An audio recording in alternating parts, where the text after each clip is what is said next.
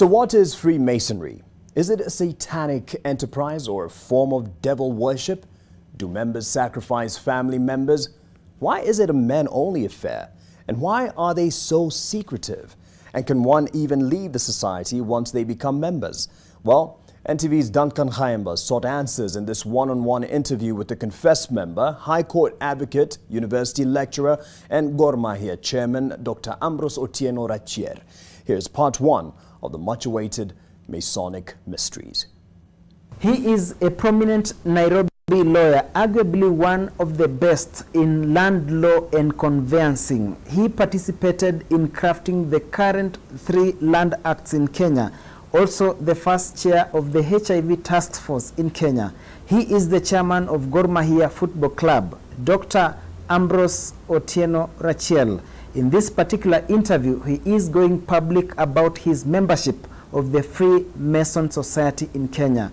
This is NTV. My name is Duncan Khaimba.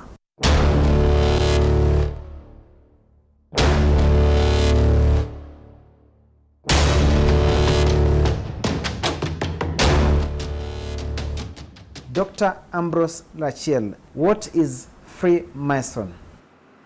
Well, Freemasonry is a society like many other societies. I think the nearest I would equate it to is the Rotarian Society. It is arguably one of the oldest societies in the world, coming from medieval times. Many secret societies existed, particularly in England, but Masonry became much more formalized from around 1640 and got very perfected around 1813. It is an organization, members organization, into which you are invited by private, usually by somebody who knows you very well. But our main objective is charity, if you ask me, is to do charitable activities to help humanity. But in the process also, of course, we ensure that our intellectual faculties are all the time interrogated, and we also just have something that you can call companionship or fellowship, usually by even having dinners and so on. I think that is the best I can say about it. What is your response to those who say that it is a satanic enterprise or some sort of devil worshipping?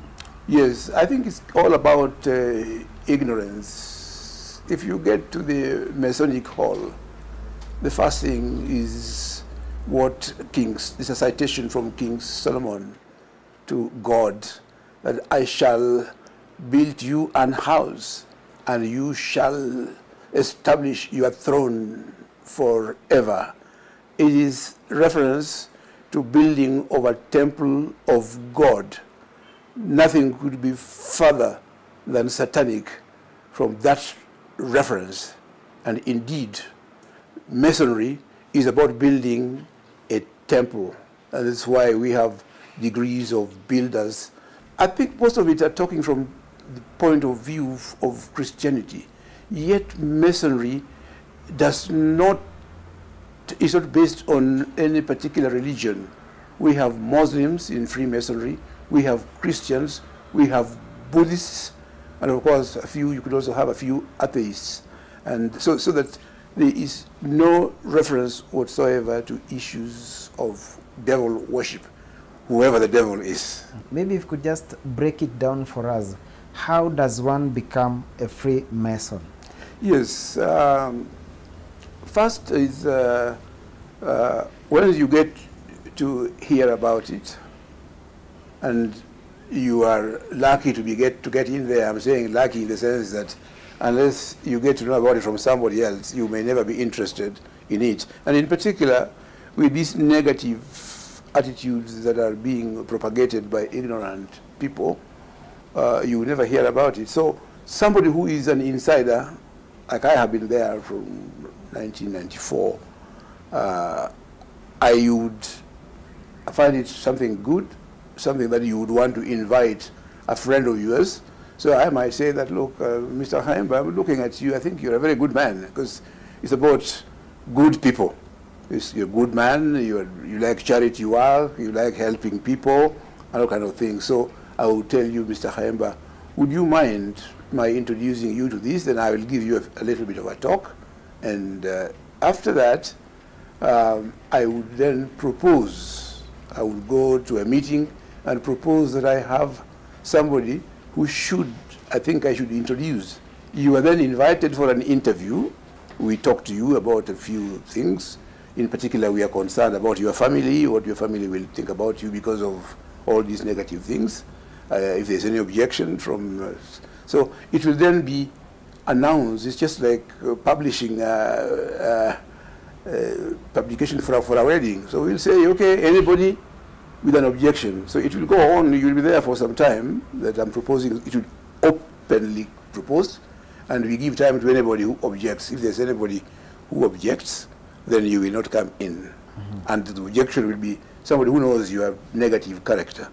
So from there, you will, if there is no objection, you will be initiated. You will be brought in and welcomed and shown what it is all about.